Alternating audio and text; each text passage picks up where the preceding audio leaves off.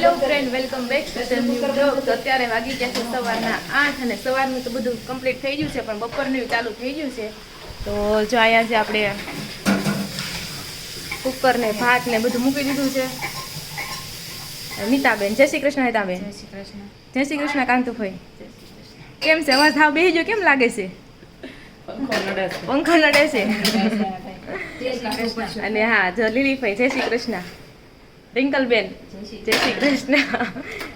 અને બાબુ, જય શ્રી કૃષ્ણ. તો અહીંયા શાક ભાત ને એવું બધું ચાલે છે, અને આ બાજુ સલાડ ને એવું થઈ ગયું છે. અને આ બાજુ જો મોટા બાબુ, જય શ્રી કૃષ્ણ. બાબુ સારું છે ને? તઈ સારું. હા, એ વાત એ છે. હા. અને અહીંયા જો આપણે કાંતુ બાબુ ને બધા બેઠા છે ને, દાદા બા ને હા બા સમજુ બા.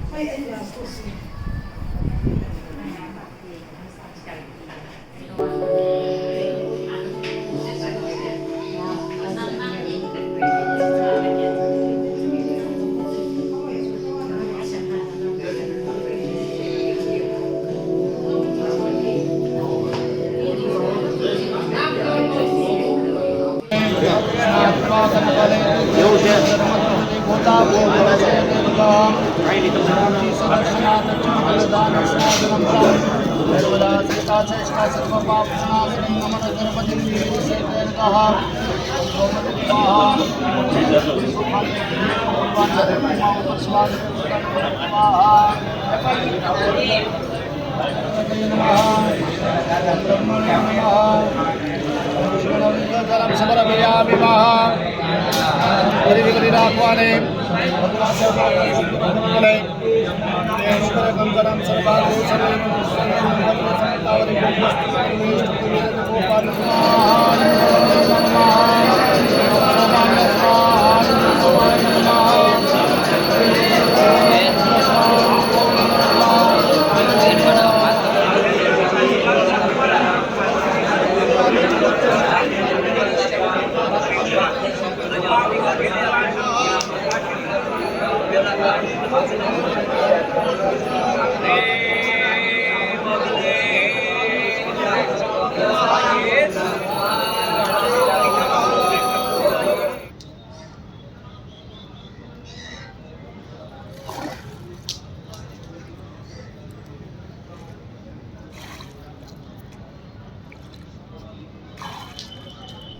वदनं ध्यायेत सर्वविघ्नोपशान्तयतः विनायकं गुरुं भानुं ब्रह्मा विष्णु महेश्वराणां सरस्वती प्रणम्यादो सर्वकार्यार्थसिद्धयेतः पुण्यदयमुन्मकुलवर्कुल सर्व कार्य सिद्धयेतः.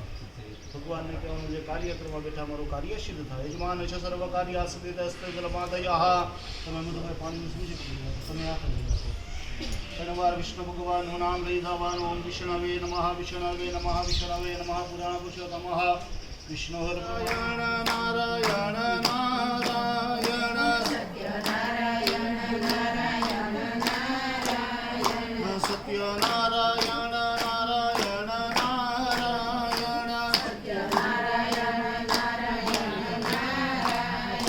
ભદ્રી નારાયણ નારાયણ આપણે આજે 12મા અધ્યાયની કથા વાંચવાની. કાલે 11 અધ્યાય સુધી આપણે કથા પૂર્ણ કરી. એટલે 11મા અધ્યાયની અંદર એ વાત આવી કે દશાની વિધિ કેવી રીતે કરવી.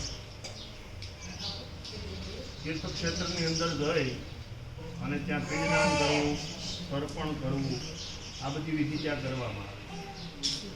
ભગવાન વિષ્ણુ ગરુડજીને કહે છે, હે ગરુડ, હવે હું તમને 11માની વિધિની અને 12માની વિધિની થતી જે વિધિ છે એ બતાવું.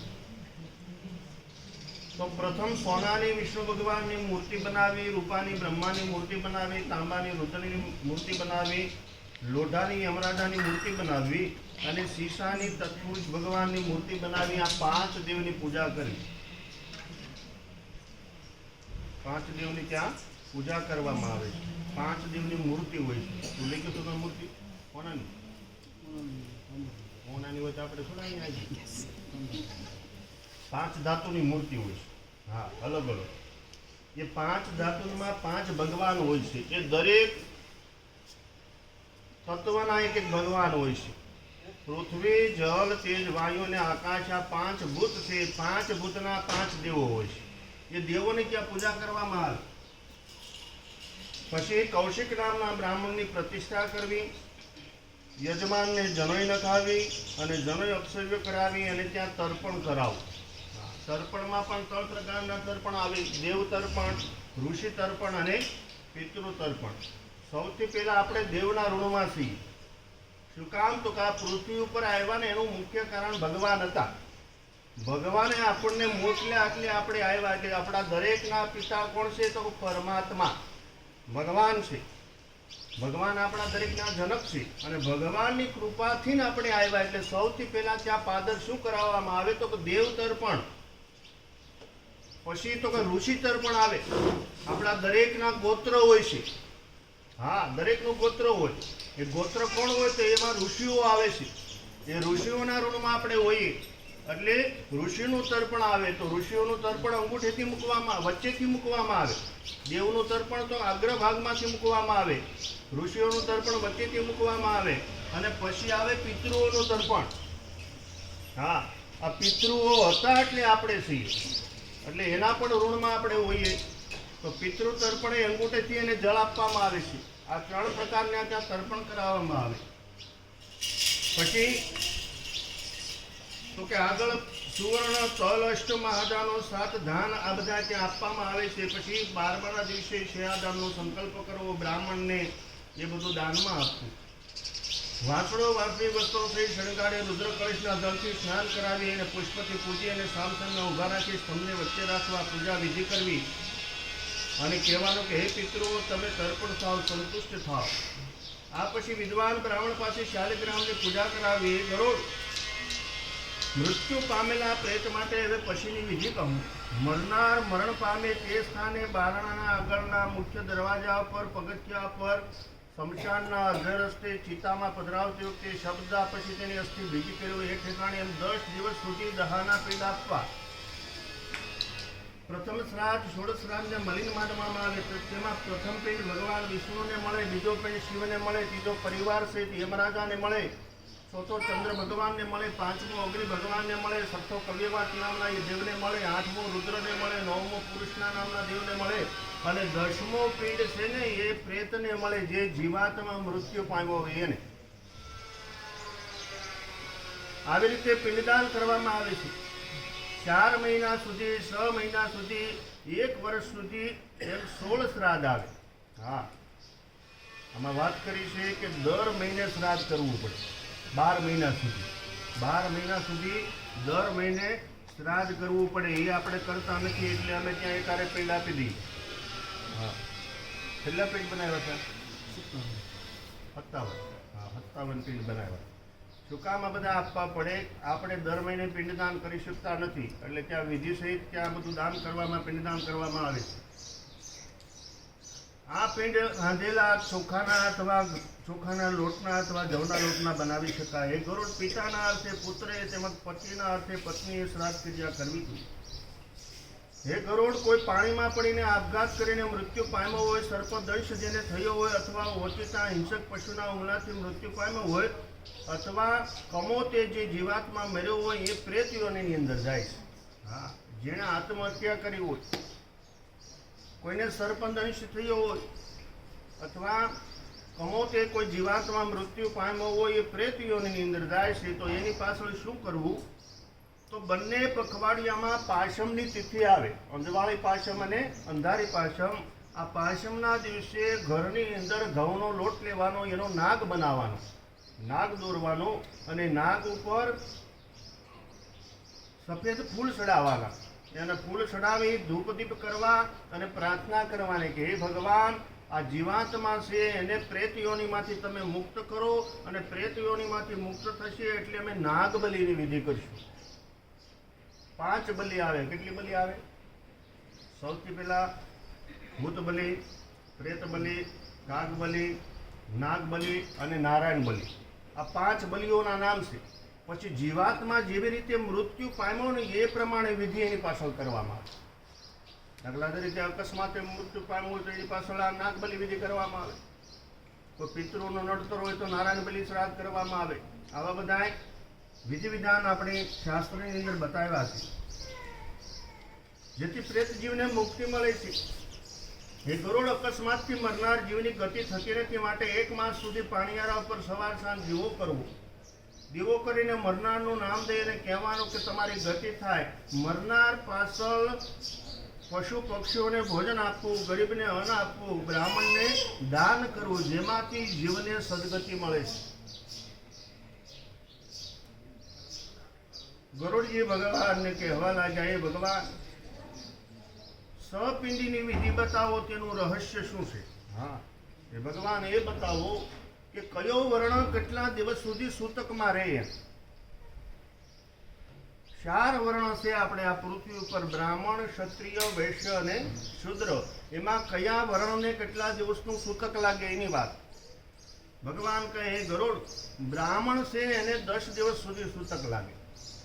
અમારા ઘરમાં કઈ એવી ઘટના ઘટી હોય તો 10 દિવસમાં અમે સૂતકમાંથી મુક્ત થઈ જઈએ. ક્ષત્રિય હોય તો એને 12 દિવસનો સૂતક લાગે. વૈશ્યવર્ણમાં તમે બધા આવો. વૈશ્યવર્ણને 15 દિવસનું સૂતક લાગે. તમને 15 દિવસ સુધી સૂતક લાગે. અને શૂદ્ર વર્ણોને 1 મહિના સૂતકમાંથી મુક્ત થાય છે. 8મી પેઢીએ 1 રાત્રિનું સૂતક લાગે. આપણા ઘરેથી 8મી પેઢી થતી હોય તો આપણને 1 રાત્રિનું સૂતક ગણવામાં આવે. અને 8મી પેઢી પછી આગળ જાય તો ખાલી સ્નાન કરવાથી સૂતકમાંથી મુક્તિ મળે છે. વિદેશમાં મૃત્યુ થયું હોય તો 10 દિવસમાં જેટલા દિવસ બાકી હોય તેટલા દિવસ સૂતકના ગણવામાં આવે છે. વિદેશમાં કોઈ પણ મૃત્યુ પામી ગયો ને આપણને 6થા દિવસે ખબર પડી તો પાછળ કેટલા દિવસ બાકી રહ્યા? 4 દિવસ રહ્યા. તો એ 4 દિવસ સૂતકના ગણવામાં આવે.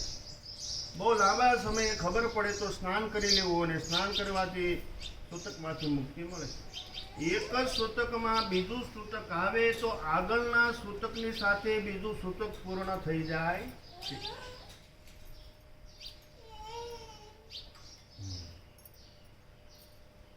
એક સૂતક હાલતું હોય અને એમાં જો બીજું સૂતક આવી ગયું તો આગળના જે સૂતકના દિવસો છે એમાં બીજું સૂતક પરિપૂર્ણ થઈ જાય. પછી એ બીજા સૂતકના દિવસો ગણવામાં આવે, અલગથી ન ગણવામાં આવે.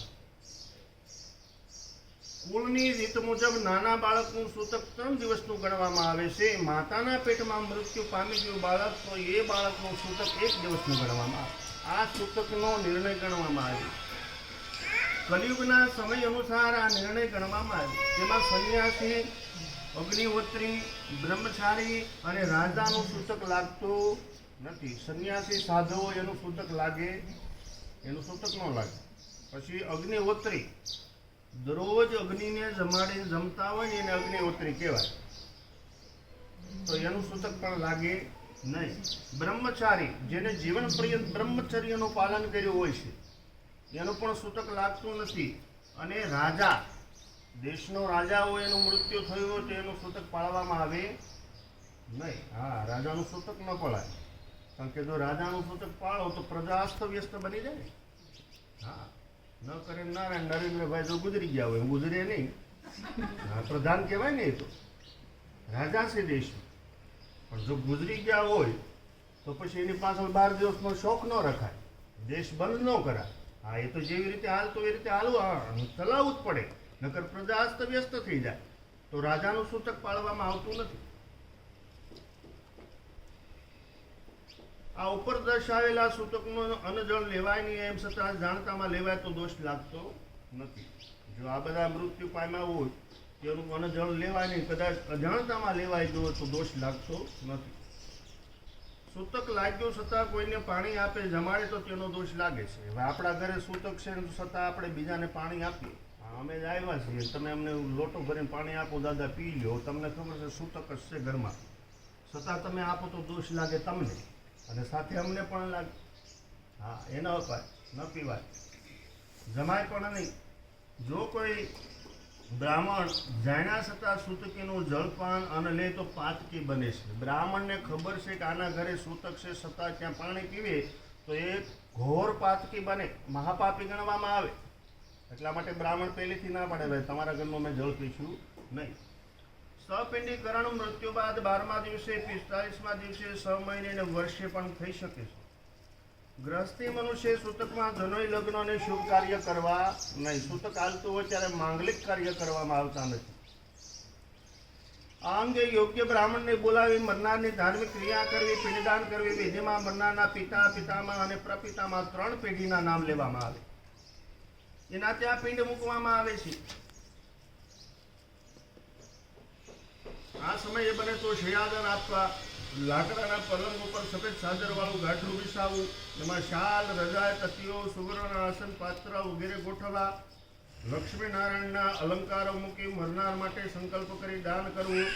લક્ષ્મીનારાયણ ભગવાનને હાથ જોડીને પ્રાર્થના કરવી, હે ભગવાન, જેવી રીતે તમે આ શયાની અંદર સુખથી બિરાજ્યા છો એવા અમારા પિતૃઓને તમે સુખથી ત્યાં ભગવાન તમારો વૈકુંઠનો વાસ કરાવજો. આવી રીતે આ સંકલ્પ કરીને શયાદાન આપવામાં આવે. એટલા માટે આપણે ખાટલો, ગાડલું, અંદર બધી વસ્તુઓ આપીએ છીએ. હા, પણ એ કોના માટે આપીએ છીએ? તો જીવાત્મા જે અહીંથી ગયો ને એની પાછળ આપીએ, અને એ ભાવથી આપો, ભગવાન એનો સ્વીકાર કરે. શિયાદાન આપવાથી પિતૃઓની મુક્તિ મળે છે. છત્રી, જોડા, વસ્ત્ર, કમંડળ, આસન દાનમાં આપી શકાય. લાકડી, તાંબાનું પાત્ર, જનોઈ પણ હોવી જોઈએ. આ બધી ચીજો મરનારની યમમાર્ગના રસ્તામાં સહાય કરે છે. આ બધું આપો ને ત્યાં એને મળે છે. હા, પણ આ શ્રદ્ધાનો વિષય છે. શ્રાદ્ધ છે ને, એટલે શ્રાદ્ધનો મતલબ શ્રદ્ધા. જો શ્રદ્ધાથી તમે માનો ને તો આ બધું થાય. બાકી અત્યારે આ સમય છે ને કલિયુગનો છે. આમાં ભણેલા માણસ બહુ હોય. હા, અને ભણેલા હોય ને ભગવાન મળે નહીં. ઘણા અમારી પાસે આવે, પૂછડે પાણી રેડાવતા હોય છે. દાદા અહીંયા પાણી રેડો ત્યાં પોગી જાય તો તું ગુજરી જ આપીશ, ખબર પડે? ત્યાંથી કાંઈ જવાબ તો આવતો નથી કે ભાઈ મને પાણી પોગી ગયું. એ તો આપણે એ માટેથી મરવું પડે, અને મરો પછી આપણને પાણી રેડે ને પછી ખબર પડે કે આ ખોબો ભરીને પોગી તો ગયું. હા, ભગવાન છે ને બુદ્ધિથી પર છે. ભગવદ્ ગીતાની અંદર ભગવાન વાત કરે છે કે અર્જુન, શરીરથી બળવાન માણસની ઇન્દ્રિય છે, ઇન્દ્રિયોથી બળવાન મન છે, મનથી બળવાન બુદ્ધિ છે, અને બુદ્ધિ જ્યાં વિરામ લઈ જાય ને ત્યાંથી તો ભગવાનની શરૂઆત છે. હવે આ બુદ્ધિવાળાને ભગવાન સમજાય ખરા? આગળ આમાં વાત આવશે કે બુદ્ધિશાળી જીવન કેવી રીતે જીવે એની વાત આગળ આવશે અધ્યાયમાં, કે બુદ્ધિવાળો મનુષ્ય કેવી રીતે જીવન જીવે. તો બુદ્ધિ જ્યાં વિરામ લઈ જાય ને ત્યાંથી તો ભગવાનની શરૂઆત. તમે જુઓ આપણી પાસે એવા અનેક ભક્તો થઈ ગયા જેની પાસે બુદ્ધિ જ નહોતી. જલારામ બાપા જોઈ લો, નરસિંહ જોઈ લો, આ બધા ખા ભોળા જ હતા. હા, જગત જેને ગાંડા ગણ્યા ને મારા હરીને મન હોશિયાર.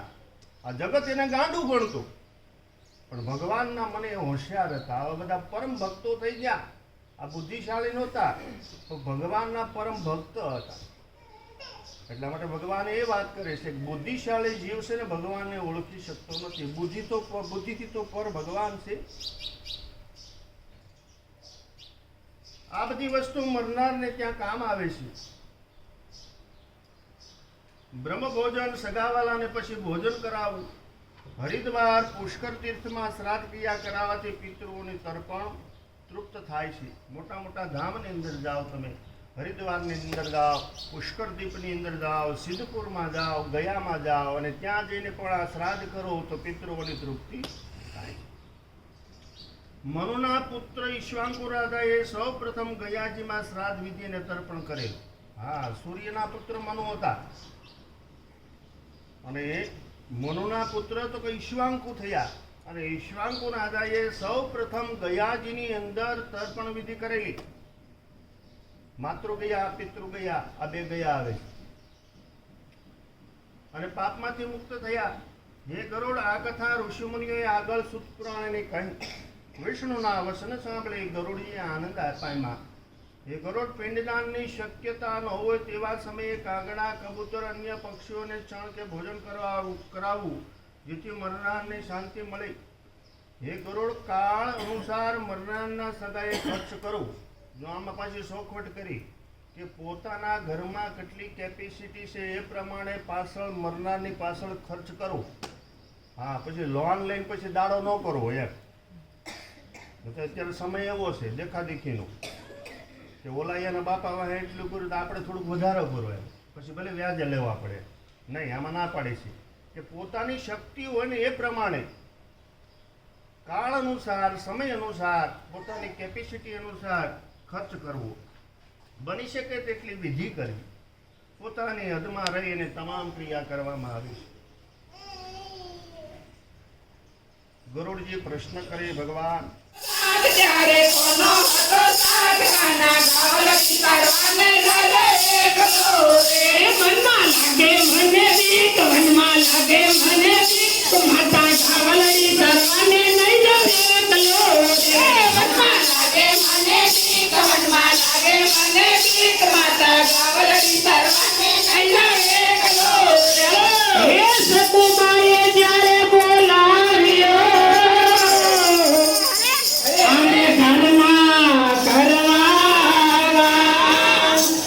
જ્યારે સાસુ સસરા તને મારતા રે ત્યારે કોનો હતો સાથ, ત્યારે કોનો હતો સાથ, કાના ગાવલડી કરવાને જાજે એકલો રે ત્યારે કોનો હતો સાથ, ત્યારે કોનો હતો સાથ, કાના ગાવલડી કરવાને જાજે એકલો રે કાના ભાઈઓનો ગોવાળ, કાનો ભાઈઓનો ગોવાળ, કાના ગાવલડી કરવાને જાજે એકલો રે તારે કોનો હતો સાથ, તારે કોનો હતો સાથ, કાના ગાવલડી કરવાને જાજે એકલો રે લાગે મને બીક માતા લાગે મને બીક ગાવલડી કરવા એકલો રે લાગે મને બીક મનમાં લાગે મને બીક માતા ગાવલડી કરવાને નહીં જાવે એકલો રે હે રાણાજી મીરાને ઝેર મોકલ્યા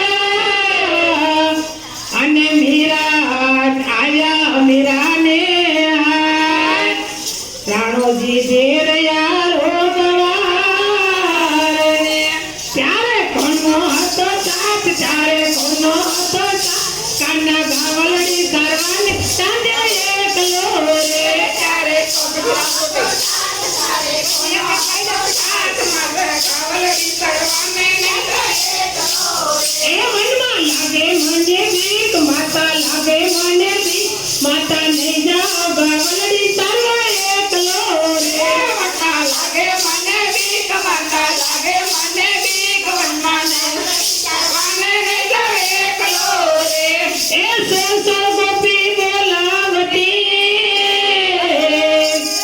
અને રાસ રમવાને જાય ત્યારે મધરાતે તું ચાલ્યો રે ત્યારે કોનો હતો સાથ, ત્યારે કોનો હતો સાથ, ગાના ગાવલડી કરવા જાજે એકલો રે ત્યારે કોનો હતો સાથ, ત્યારે કોનો હતો સાથ, ગાના ગાવલડી કરવાને જાજે એકલો રે કાનો ગાયુંનો ગોવાળ, કાનો ગાયુંનો ગોવાળ, કાનો ગાવલડી કરવાને જાજે એકલો રે કાનો ગાયુંનો ગોવાળ, કાનો ગાયુંનો ગોવાળ, કાના ગાવલડી કરવાને જાજે એકલો રે હે યમુનાના પાણી જતા કાંતિભાઈ નથી એટલે નો કહેવાય. મને એના વગર ન ભાવે. પણ આવે પછી ખાઈ જાય. મારા બિચારાને આમ ઘણી ઘણી જાય છે.